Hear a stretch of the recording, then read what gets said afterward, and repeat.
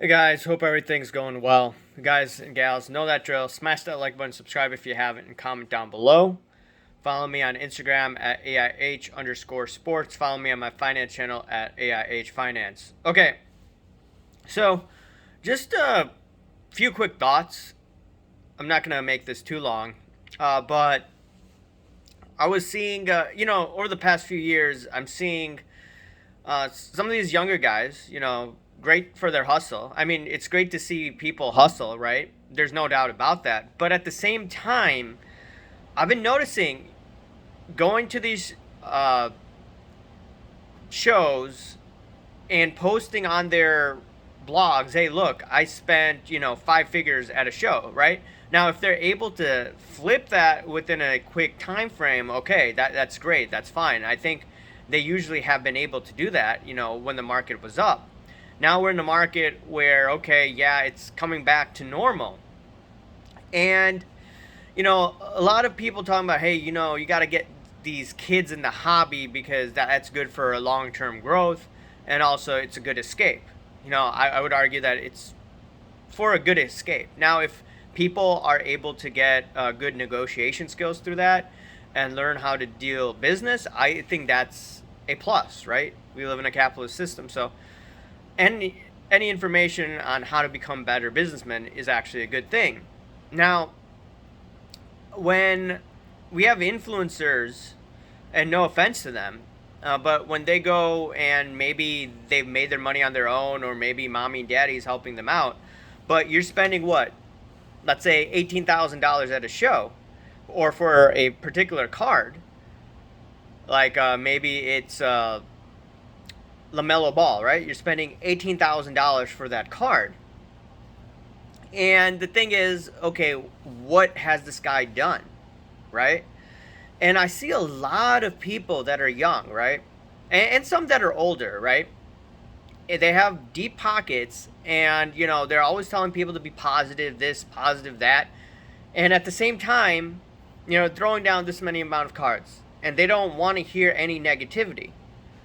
So in the investment world, right, you have bulls and you have bears, right? And bears, may be deemed as negative, but you need both sides in a marketplace, right? Some people are going to buy, some people are going to sell, some people are going to be indifferent, but it's frowned upon. I found it quite interesting that if you have a contrary opinion, or if you think, hey, if you're calling it out like I do, that's somehow bad for the hobby, which does not make any sense to me at all. And we've seen prices go down, from the top where most of the money was spent, right? People say, oh, well, look at a 5-year time frame. Yeah, but how many people were buying at that time? So you're going from yeah, some cards go down 85%, 90% to the downside.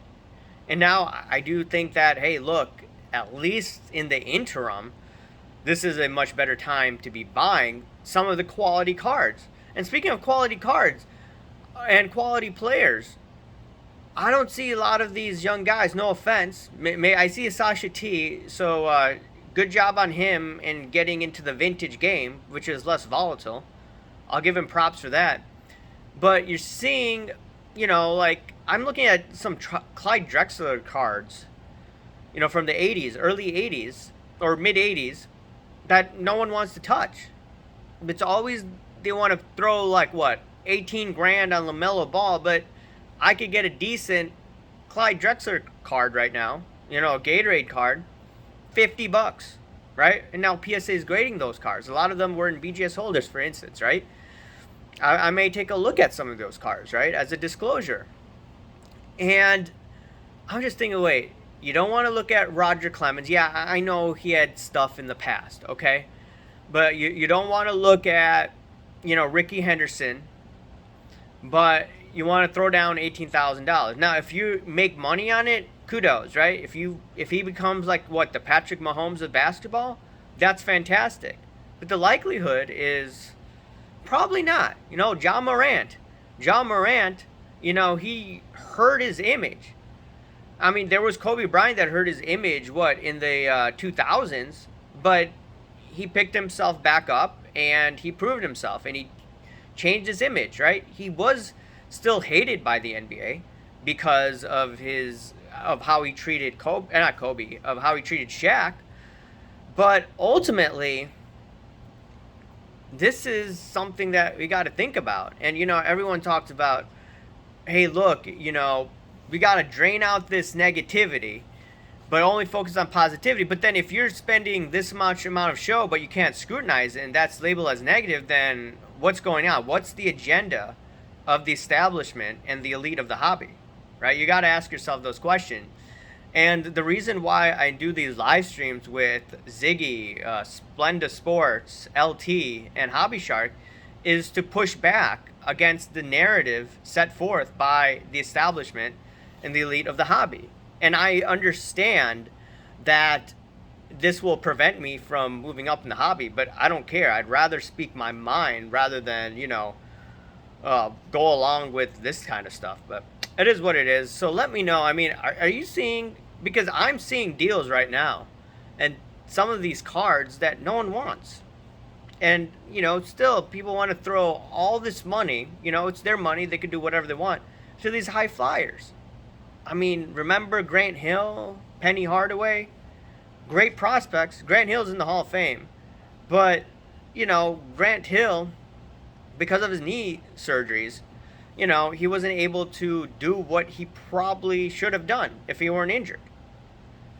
And Penny Hardaway was on track for a fantastic career, but injuries prevented him. I mean, just imagine someone throws down, like last night we were talking on the live stream, 100,000 for Mac Jones card. I mean, where's Mac Jones' career going? It could be well, right? I mean, he's still a young guy. But, I don't get it. I mean, just like people are throwing a lot of money in Steven Strasburg, but, after that World Series, he hasn't been the same. And yet, the Nationals signed him for a ridiculous amount of money, which I find quite interesting. But anyways, guys and gals, let me know what you think. Remember to smash that like button, subscribe if you haven't, comment down below. Thank you. Bye.